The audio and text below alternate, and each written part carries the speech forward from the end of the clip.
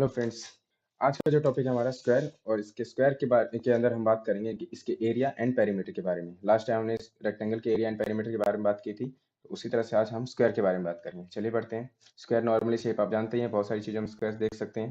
हालांकि रेक्टेंगल जितने ज़्यादा क्वांटिटी में हमारे आसपास मौजूद है उतना स्क्वायर नहीं होता, लेकिन फिर भी स्क्वायर की भी एक अलग इंपॉर्टेंस है। तो चलिए बढ़ते हैं आगे, जान लेते हैं सबसे पहले बेसिक प्रॉपर्टीज ऑफ स्क्वायर या वर्ग की विशेषताएं क्या हैं।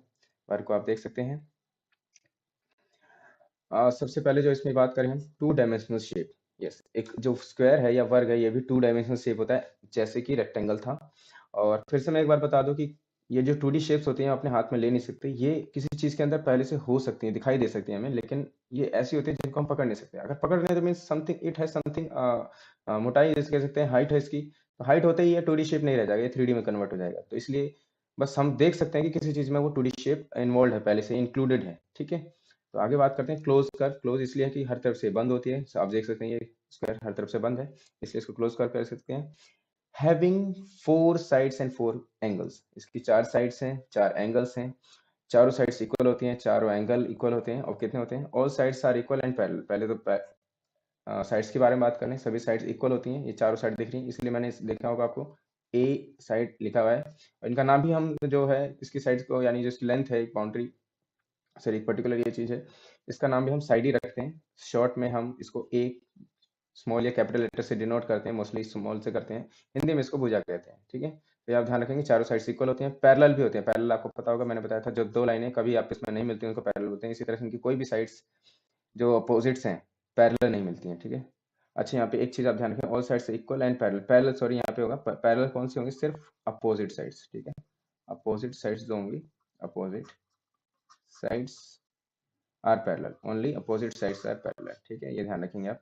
इसके बाद each angle is right angle. अब राइट एंगल याद है, लास्ट टाइम मैंने बताया था, right angle is 90 degree angle. तो सभी जो कॉर्नर पे जो एंगल बनेंगे वो 90 डिग्री बनेंगे। 90 डिग्री का ये साइन मैं बना रहा हूँ आपके सामने, तो आप समझ जाएंगे सभी एंगल्स 90 डिग्री के होते हैं। इसके बाद two equal diagonals bisect each other and create 90 degree angle at the centre point. तो इसके एक बार इसका भी नाम रख देते हैं हम, नाम लास्ट जैसे पी क्यू, लेट्स से इस square P Q R S. तो इसमें जो डायगोनल्स होंगे, याद है अपोजिट कॉर्नर पॉइंट्स को हम जब मिलाते हैं, अपोजिट कॉर्नर पॉइंट्स को जब मिलाते हैं तो डायगोनल्स बनाते हैं। इस तरह से ये दो डायगोनल बन गए। ठीक है, और इनके बीच ये जो ये सेंटर पॉइंट है। ठीक है, और सेंटर पॉइंट पे ये कट रहे हैं और एक दूसरे को बिल्कुल बाइसेक्ट करते हैं, यानी ये इक्वल कट रहा है, ये इक्वल कट रहा है, और ये चारों आपस में इक्वल हो जाएंगे। ठीक है, क्योंकि और डायगोनल्स भी इक्वल है। साथ ही जो लास्ट पॉइंट है यहाँ पे 90 डिग्री एंगल क्रिएट करते हैं। तो ये 90 डिग्री कहाँ पे? ये देखिए, ये जो कॉर्नर पॉइंट है यहाँ 90 डिग्री बनेगा, हमेशा ही 90 डिग्री चारों साइड से बनेगा। ठीक है, तो ये आप बहुत इंपॉर्टेंट चीज है कि 90 डिग्री एंगल क्रिएट करते हैं। ठीक है, चलिए अब आगे बढ़ते हैं। तो ये बेसिक प्रॉपर्टीज थी स्क्वायर के बारे में। आते हैं एरिया ऑफ स्क्वायर पे। तो एरिया के बारे में याद है आपको, लास्ट टाइम मैं ज़्यादा बहुत नहीं अब डिटेल करूंगा। एरिया क्या है? Space occupied by any object या एनी शेप। जो भी शेप है या ऑब्जेक्ट है, जितना स्पेस ऑक्यूपाई कर रहा है उसका एरिया है। तो यहाँ पे एरिया आप देखेंगे कुछ छोटे छोटे स्क्वायर्स बने हुए हैं इसमें, यानी छोटे छोटे डब्बों के हिसाब से, बॉक्सेस के हिसाब से इसका स्क्वायर कितना है? 9 बॉक्सेस के इक्वल है। अगर मैं स्क्वायर ना बोल के इनको बॉक्सेस बोलूँ, तो इस पूरे पर्टिकुलर बड़ा वाला जो स्क्वायर है, ये कंप्लीट जो स्क्वायर है, इसका कितना है? 9 स्क्वायर्स के इक्वल है। लेकिन ये आया कैसे? तो याद है हमने एरिया का रेक्टेंगल का एरिया जो निकाला था उसमें लेंथ इंटू ब्रेथ पढ़ा था। तो इसकी लेंथ अगर हम देखें तो ये हो जाएगी, इसकी ये ब्रेथ हो जाएगी। लेकिन आप ध्यान से देखेंगे तो दोनों इक्वल ही है। ये भी 3 यूनिट है, 3 स्क्वायर्स के इक्वल है। ठीक है, और ये भी 3 के इक्वल है। तो सबको अगर हम लेंथ इंटू ब्रेथ वाला फॉर्म लगाते हैं तो क्या होता है? Length into breadth area. तो लेंथ कितनी है? 3, ब्रेथ भी कितनी है? 3। तो आंसर कितना है? 9 स्क्वायर्स के इक्वल आ जाएगा। ठीक है, लेकिन देखा जाए ध्यान से तो यहाँ लेंथ भी ए है, यानी साइड तो ए ही होती है स्क्वायर के अंदर, दोनों से इक्वल होती हैं। और ये जो ब्रेथ है ये भी ए है। जब दोनों ए है तो इसका फॉर्मूला क्या बन जाएगा? ए स्क्वायर। ठीक है, जो कि आप देख सकते हैं। तो यानी एरिया ऑफ स्क्वायर को हम लिख सकते हैं साइड इंटू साइड, क्योंकि हम साइड भी बोलते हैं, या फिर ए इंटू ए, या फिर ए स्क्वायर, जो आपको सहूलियत लगे। और या फिर कहीं भी कैसे भी लिखा है तो आप समझ जाएंगे ये स्क्वायर का एरिया का फॉर्मूला है। इस तरह हिंदी में इसको भुजा गुणा भुजा कह सकते हैं, चूंकि साइड को भुजा कहते हैं। तो ए स्क्वायर कैसे डेराइव हुआ आप समझ गए होंगे, यानी रेक्टेंगल का ही एरिया का फॉर्मूला यहाँ पे एप्लीकेबल होता है, लेकिन लेंथ और ब्रेथ की बजाय हम दोनों साइड इक्वल होती है, ए लिखते हैं, इसलिए इसका ए स्क्वायर हो जाता है फॉर्मूला। तो बहुत ईजी है। तो 3 इंटू 3 9 हो गया। कैसे आया? समझ में आ गया आपका? चलिए बढ़ते हैं आगे। यस, जैसे आपने देखा था लास्ट टाइम, रेक्टेंगल में भी एक अलग सा फॉर्मूला था एरिया निकालने का, जिसके अंदर डायगोनल यूज होता था। यहाँ भी डायगोनल है, और चूंकि वहाँ पे एक साइड भी चाहिए होती थी डायगोनल के साथ, तो हम निकाल सकते थे, बट यहाँ पे जरूरत नहीं है, यहाँ सिर्फ डायगोनल होगा तो हम एरिया निकाल लेंगे। अब कैसे, एक चलिए एक बनाते हैं, ये रेक्टेंगल है, सॉरी फोर से, ये एक स्क्वायर है और इसका डायगोनल जो है ये 10 सेंटीमीटर का है, ठीक है, 10 सेंटीमीटर का है। तो एरिया ऑफ रेक्टेंगल क्या होगा, पहले तो देख लेते हैं फॉर्मूला क्या है, D square by two, D यानी डायगोनल का स्क्वायर, टू डायगोनल को डायगोनल से मल्टीप्लाई करना है और उसको 2 से डिवाइड करना है। तो क्या हो जाएगा इसका, अगर देखा जाए तो area equal to D square, D for diagonal, ठीक है, डी स्क्वायर बाय 2। अब यहाँ डी स्क्वायर का मतलब क्या है, डी इंटू डी बाय 2। तो डी कितना है, 10 इंटू 10 बाय 2। तो 10 इंटू 10 कितना आएगा, 100 बाय 2। तो आ जाएगा आंसर 50 सेंटीमीटर स्क्वायर, ठीक है, ये इसका आंसर आ जाएगा। यानी जो स्क्वायर का एरिया आएगा D according to diagonal, diagonal के हिसाब से हम निकालेंगे तो 50 आएगा। हालांकि जब इसका हमें साइड पता होगा तो साइड के हिसाब से भी आंसर यही आएगा, आंसर कभी चेंज नहीं होगा, फॉर्मूले दो तरीके से है इसलिए हम निकाल पा रहे हैं, ठीक है। आई होप आपको दोनों फॉर्मूले क्लियर है, साइड इंटू साइड या ए स्क्वायर एक फॉर्मूला, दूसरा डायगोनल स्क्वायर बाय 2 ये दूसरा फॉर्मूला, दोनों ही एरिया ऑफ स्क्वायर के फॉर्मूले हैं। चलिए आगे बढ़ते हैं, perimeters of square. Perimeter square भी लास्ट टाइम मैं बता दूं, एक बार कॉन्सेप्ट रिवाइज कर देता हूं। Perimeter is the total length of the boundary of any shape. यहाँ पे स्क्वायर है, स्क्वायर की जो टोटल लेंथ होगी बाउंड्री की वो होगी। यहाँ पे पहले तो इसकी साइड्स क्या है, ए है, ये ए है पूरा यहाँ तक, ये ए है, ये ए है और ये ए है। तो चारों को अगर हम ऐड कर दें तो ये टोटल लेंथ आ जाएगी इसकी बाउंड्री की, ठीक है। तो यही करते हैं, तो पेरीमीटर क्या हो जाएगा, पेरीमीटर हो जाएगा ए प्लस ए प्लस ए, चारों ए को ऐड करेंगे, देखा जाए तो ये 4 इंटू ए हो रहा है, तो फाइनली हम इसको 4a लिख सकते हैं। यानी perimeter of square is 4a, 4 into side. ये देखिए हम लिखे perimeter of square is 4 into side और 4 इंटू ए। ये आप स्मॉल भी डिनोट कर सकते हैं या कैपिटल भी कर सकते हैं, ठीक है, हिंदी में 4 गुना भुजा लिख सकते हैं। तो फॉर्मूला आपको आई थिंक क्लियर होगा अच्छे से, ये चारों भुजाओं को यानी चारों साइड हैं उनको ऐड करेंगे तो पेरीमीटर आ जाएगा इजीली। चलिए अब करते हैं कुछ क्वेश्चंस, हमने कॉन्सेप्ट जान लिए, फॉर्मूले जान लिए, अब कुछ क्वेश्चंस करते हैं। तो पहला क्वेश्चन है फाइंड एरिया एंड पेरीमीटर। हमें क्या क्या निकालना है, area and perimeter of the given square. तो स्क्वायर में साइड 8 सेंटीमीटर है, तो इसका हमें एरिया एंड पेरीमीटर निकालना है। तो साइड ए इज 8 सेंटीमीटर। अब एरिया निकालते हैं। सबसे पहले एरिया का फॉर्मूला क्या है, एरिया का फॉर्मूला है ए स्क्वायर। तो ए यानी 8 इंटू 8, 8 8 जा 64 सेंटीमीटर स्क्वायर। आपको आता है तो आप जल्दी आराम से सीधा डायरेक्ट लिख सकते हैं, 8 8 जा 64 जो होता है। इस तरह से आप पेरीमीटर का formula, perimeter of square is equal to 4 into a, तो 4 इंटू 8, 4 8 जा 32 सेंटीमीटर, ठीक है। तो अब दोनों फॉर्म आंसर आसानी से आ गया, फॉर्मूला लगाना था बस, ठीक है। चलिए बढ़ते हैं नेक्स्ट क्वेश्चन पे। यहाँ पे है find area of the square whose perimeter is 40 है, थोड़ा सा चेंज किया गया है। तो एक ऐसा एक स्क्वायर है, ठीक है, अभी मैं हाथ से ड्रॉ कर रहा हूँ, एग्जैक्ट नहीं बन रहा है। तो 48 सेंटीमीटर का पेरीमीटर है, पेरीमीटर हमें गिवन है, साइड गिवन नहीं है, ध्यान रखिएगा। 48 सेंटीमीटर इसका पेरीमीटर है, तो पी हमें पहले से गिवन है 48 सेंटीमीटर। तो हम यहाँ से ए साइड इसके निकाल सकते हैं, साइड अभी लेट से हमें पता नहीं है, ए ले लेते हैं। तो P is equal to 4a होता है, तो पी 48 है और 4a, तो 4 से 48 कट जाएगा 12, यानी साइड ए कितनी आ गई, ए की वैल्यू है 12। अब निकाल लेते हैं एरिया, एरिया का फॉर्मूला बताइए जल्दी से, यस ए स्क्वायर। तो ए यानी 12 इंटू 12, यही वैल्यू हम पुट करेंगे यहाँ पे, ठीक है। तो 12 12 से 144 सेंटीमीटर स्क्वायर। ये 12 का स्क्वायर ही आपको निकाल के याद हो तो आप आराम से लिख सकते हैं, ठीक है, इजी है। चलिए बढ़ते हैं नेक्स्ट क्वेश्चन पे। Question number 3, a square wall of 8 meter has a door of size 3 metre into 2 metre. अभी यहाँ पे बता दो 3 इंटू 2 मीटर, कभी भी इस तरह मल्टीप्लाई में दिया हो तो हमेशा लेंथ पहले होती है फिर ब्रेथ होती है। अगर इसके साइज में मल्टीप्लाई और कुछ भी होता तो फिर हाइट हो जाती है, ठीक है, वो 3D शेप्स के लिए है। फिलहाल यहाँ समझ लीजिए लेंथ और ब्रेथ है। ये एक वॉल है, एक दीवार है, इसके अंदर 8 मीटर उसकी साइड है, स्क्वायर वॉल है। तो एक बार हम ड्रॉ करके देख लेते हैं थोड़ा सा इसको, ठीक है। ये बड़ी सी वॉल है स्क्वायर शेप में ही, ठीक है। अब स्क्वायर है, मैं यहाँ से ड्रॉ कर रहा हूँ, कह रहा हूँ इसे एग्जैक्टली नहीं बनेगा, लेकिन 8 मीटर इसकी साइड है, ठीक है, सब तरफ से ये 8 मीटर का ही है। तो ये हो गया, इसी के अंदर एक डोर है, तो एक डोर बना देते हैं। ये डोर है जिसकी जो साइड्स हैं 3, तो 3 ये बड़ी वाली यानी इसकी जो हाइट एक तरह से होगी वो हो जाएगी, और 2 मीटर ये इसकी ब्रेथ जो हो जाएगी ये वाली हो जाएगी, ठीक है। फिट है इसमें। Find the cost of white wash, white wash का हमें कोस्ट निकालना है, रियल में तो हमें ये आंसर निकालना है। If white was the wall if rate of white wash is 50 per meter square, पर मीटर स्क्वायर। अब पर मीटर स्क्वायर मींस एरिया के बारे में बात, यानी एरिया निकालेंगे तब आएगा हमारा आंसर।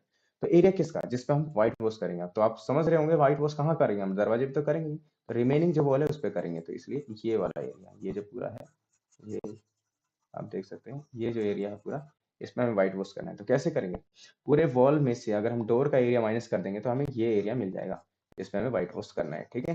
तो चलिए करते हैं, उसके लिए हमें पहले वॉल का एरिया निकालना है, फिर डोर का। तो वॉल का एरिया, वॉल चूंकि एक स्क्वायर शेप में है जिसकी साइड हमारे पास ए गिवन है 8 मीटर्स, ठीक है। ये स्क्वायर की बात कर रहे हैं, स्क्वायर वॉल, ठीक है। और रेक्टेंगुलर जो डोर है, डोर में हम बात करें वो रेक्टेंगुलर है, तो उसकी लेंथ जो है हमारे पास 3 मीटर्स है, ब्रेथ जो है 2 मीटर्स है, ठीक है। तो हमें एरिया निकालना है स्क्वायर का, तो उसका फॉर्मूला है ए स्क्वायर। तो ये है 8 इंटू 8 64 मीटर स्क्वायर। इसी तरह से एरिया निकालेंगे हम डोर का, तो डोर का होता है लेंथ इंटू ब्रेथ, क्योंकि रेक्टेंगुलर है, 3 इंटू 2 6 मीटर स्क्वायर, ठीक है। अब क्या पूछा गया है, कोस्ट। तो कोस्ट के लिए हमें पहले चाहिए इसका एरिया, जो रिमेनिंग वॉल है जिसपे दरवाजा नहीं है। तो रिमेनिंग वॉल का एरिया क्या हो जाएगा, area of remaining wall, area of remaining wall is equal to 64 minus 6। अब 64 माइनस 6 डायरेक्ट लिख दिया, मतलब ये 64 वॉल का एरिया, 6 हो गया डोर का एरिया, दो माइनस कर देंगे इसमें से, तो 58 मीटर स्क्वायर। यानी ये जो वॉल है, जो बची हुई वॉल है वो 58 मीटर स्क्वायर की। तो कोस्ट कैसे निकलेगी, 50 रुपीज 1 मीटर स्क्वायर का कोस्ट है, तो cost is equal to area into cost rate. तो एरिया हमारे पास, एरिया इंटू रेट, एरिया 58 है इंटू रेट है 50, मल्टीप्लाई कर देंगे तो आई थिंक सो 0 5 8 जा 40, यहाँ 4 आ जाएगा, 5 5 जा 25 4 29, ठीक है। अब डायरेक्ट आंसर आ रहा है, कर लेंगे, मैंने बस आपको बताने के लिए किया। तो रुपीज 2900 इसका आंसर आ जाएगा, ठीक है। तो देख सकते हैं किस तरह से क्वेश्चन को घुमाया गया है। आपको डायरेक्ट क्वेश्चन नहीं, ये वर्क प्रॉब्लम में क्वेश्चन आते हैं, और मोस्टली पेपर में, एग्जाम्स में, या जो कॉम्पिटिटिव एग्जाम्स है उसमें इसी तरह के क्वेश्चन पूछते हैं और बहुत कम समय देते हैं। तो कैलकुलेशन जितनी फास्ट होगी, जितनी आसानी से आप इमेजिन कर पाएंगे कि पिक्चर या क्या इसका कॉन्सेप्ट है, कि क्या पूछा जा रहा है, जितनी ये अब जरूरी नहीं कि हर बार आप ये एग्जाम में बना के देखें, टाइम कंज्यूम हो जाएगा। यहाँ तो मैंने आपको समझाने के लिए बनाया है, तो आप जितना इमेजिन कर पाए इन चीज़ों को, आपकी माइंड मैपिंग कितनी अच्छी हो जाती है, उतना आपके लिए फायदेमंद होगा, ठीक है। तो चलिए बढ़ते हैं नेक्स्ट क्वेश्चन पे। Last question, the perimeter of 3 squares. यहाँ पे 3 स्क्वायर्स के पेरीमीटर की बात की जा रही है। पहला है 24, देन 32, देन 40, तीनों का ये पेरीमीटर्स है। The perimeter of another square equal in area to the sum of the areas of the squares, यानी इन तीनों के जो एरिया आएंगे इन तीनों स्क्वायर के, वो किसके इक्वल होगा, एक बड़े वाले स्क्वायर के एरिया के इक्वल होगा। उसका हमें पेरीमीटर निकालना है। देखिए कितना घुमाया हुआ है क्वेश्चन, तो हमें फाइनली ये निकालना है, ठीक है। लेकिन गिवन क्या इंफॉर्मेशन, हमें एरिया तीनों का इक्वल है बड़े वाले स्क्वायर के। 3 स्क्वायर पहले बना लेते हैं छोटे छोटे, ये हमारा, ये पहला ये बना लेते हैं थोड़ा छोटा सा, ठीक है। ये दूसरा, और ये तीसरा, और सबसे बड़ा जो है, जो इनके इन तीनों के एरिया के इक्वल है, ठीक है। थोड़ा रेक्टेंगुलर लग रहा है लेकिन समझ लीजिए ए स्क्वायर है। इसकी साइड को हम ए लेट करते हैं, इसकी साइड अभी हम नहीं करते हैं। इनका बस पैरामीटर गिवन है P1 24, P2 32, ये सेंटीमीटर है, और P3 40 सेंटीमीटर, ठीक है। तो कैसे करें, तीनों का एरिया हमें निकालना है, और वो एरिया इसके इक्वल होगा, वहां से हमें इसका साइड पता चलेगा। तो तीनों का एरिया निकालने के लिए पहले इन तीनों के हमें साइड्स पता होनी चाहिए। साइड यहाँ से निकाल लेते हैं। Yes, area of perimeter square का फॉर्मूला क्या होता है आपको पता ही है, 4 इंटू ए। यस, तो 24 इज इक्वल टू 4 इंटू ए, यहाँ से 4 से कटेगा 6, तो 6 इज इक्वल टू ए 1 लिख लेते हैं, A1 फर्स्ट का जो साइड है ये है। इसी तरह इसका करेंगे तो 32 इज इक्वल टू 4 इंटू ए, ये कट जाएगा, 4 8 32, तो 8 इज इक्वल टू ए। ठीक है, इसी तरह से P3 करेंगे तो 40 इज इक्वल टू 4 इंटू ए, 4 से कट गया 10, तो 10 इज इक्वल टू A3, ये A2 था। तीनों की साइड से हमें पता चल गया, तो एरिया भी निकल जाएगा, यहीं से एरिया निकाल लेते हैं। Yes, area 1 is equal to क्या होता है फॉर्मूला, ए स्क्वायर, डायरेक्ट कर लें, 6 6 जा 36 सेंटीमीटर स्क्वायर। ठीक है, इसका क्या हो जाएगा, 8 8 जा 64 सेंटीमीटर स्क्वायर। इसका क्या हो जाएगा, 10 10 जा 100 सेंटीमीटर स्क्वायर। तीनों का एरिया आ गया। कहा गया कि तीनों के एरिया का सम जो है इस वाले स्क्वायर के एरिया के इक्वल है, यानी तीनों का सम करेंगे तो 36 टोटल, 36 प्लस 64 प्लस 100 कितना आ जाएगा, 200 सेंटीमीटर स्क्वायर। ठीक है, ये किसके इक्वल है, इस एरिया के इक्वल, यानी कैपिटल। ठीक है, एरिया ऑफ बिगेस्ट स्क्वायर। ठीक है, बिगेस्ट स्क्वायर के, तो 200 इसको टू, इसका फॉर्मूला क्या होगा, ए स्क्वायर चौथा का। ठीक है, इसका कैपिटल एरिया हमने, तो कैपिटल एरिया कहते हैं। अब यहाँ से ए की वैल्यू निकालनी है, तो आप ध्यान देंगे स्क्वायर जो है रूट बनता है, तो 200 का रूट बनाइए, सोचिए क्या होगा, कैलकुलेट करिए। 200 है, आप देख सकते हैं। तो square root of 200, square root of 200 कैसे हो जाएगा, यहाँ से 200 को अगर हम स्प्लिट करेंगे तो 10 इंटू 10 इंटू 2 होगा, ये ए होगा।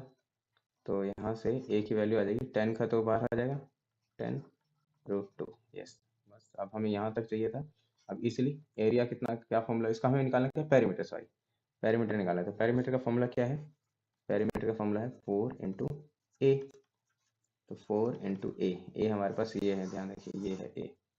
तो 10 रूट 2 मल्टीप्लाई करेंगे तो 4 10 जा 40 रूट 2 मीटर से, सेंटीमीटर है, सेंटीमीटर।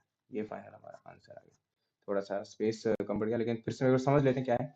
हमें क्वेश्चन में गिवन था कि 3 स्क्वायर हैं जिनके जो पेरीमीटर हैं, एक का 24 32 एंड 40 गिवन है, और इन तीनों के एरिया का जो सम है वो एक बड़े वाली स्क्वायर के एरिया के इक्वल है, और उस स्क्वायर जो बड़ा वाला है उसका हमें पेरीमीटर निकालना है। तो प्रॉब्लम ये थी कि हमारे पास साइड नहीं है, तो यहाँ से पहले इनकी साइड निकाली हमने, उससे इनका एरिया निकालना, इन तीनों के एरिया को सम किया तो हमारा आया 200, एरिया इनका 36 464 100 रिस्पेक्टिवली आया, इनको सबको ऐड कर दिया, उसको रखा हमने बड़े वाले स्क्वायर के एरिया के equal, area of biggest square, A square हो गया। यहाँ से स्क्वायर जो था ये उधर जाके स्क्वायर रूट बनेगा, यानी 200 का स्क्वायर रूट क्या, तो हमें पता चला कि ए की जो वैल्यू आएगी वो आएगी 10 रूट 2। 10 रूट 2 ए की वैल्यू आ गई, तो सीधा फॉर्मूला लगाना है हमें पेरीमीटर का, 4 इंटू ए, और वहां से हमने कैलकुलेट किया तो पेरीमीटर ऑफ बिगेस्ट स्क्वायर आएगा 40 रूट 2। ठीक है, तो यहाँ से आप कोई प्रॉब्लम नहीं है, आप कर सकते हैं आराम से। तो ये 4 क्वेश्चन हमने किए, प्रैक्टिस की, ये थोड़े मैं एडवांस लेवल पे ले गया सभी को। तो पेपर में जो आएंगे फाइनल लास्ट में इसी तरह के क्वेश्चन आते हैं, तो आप जितने अच्छे से कंसेप्ट को समझ पाएंगे, जितने अच्छे से इमेजिन कर पाएंगे फिगर कैसी बनेगी, हर बार आपको फिगर बनाने का मौका नहीं मिलेगा, तो उसको आपको माइंड में ही बनाना पड़ेगा, तब आप आसानी से कर सकते हैं। ठीक है, चलिए मिलते हैं नेक्स्ट वीडियो में, तब तक के लिए धन्यवाद।